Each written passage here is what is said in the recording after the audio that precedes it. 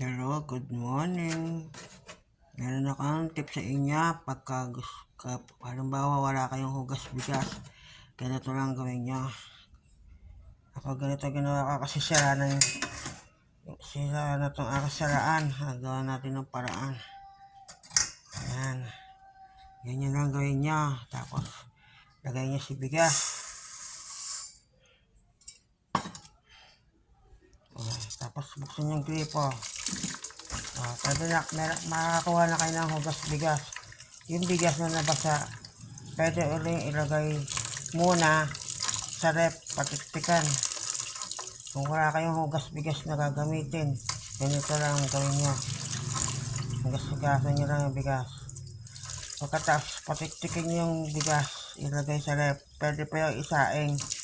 Ganito lang ang tip kong tulong sa inyo. Halimbawang wala kayong hugas bigas na magamit.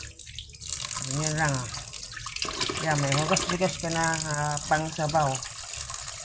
Pasensya na, sira na yung aking saraan at tanggal na yung hawakan niya. Ganyan lang ang gawin nyo pag wala kayong hugas bigas. Tip ko lang sa inyo mga anak.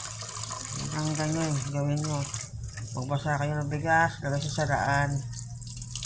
Katapos makuha ang hugas bigas. Pwede na yung ilagay muna sa rep para matiktikan. Pwede na yung isaing uli. Ganun lang ang tip ko. Salamat sa panonood.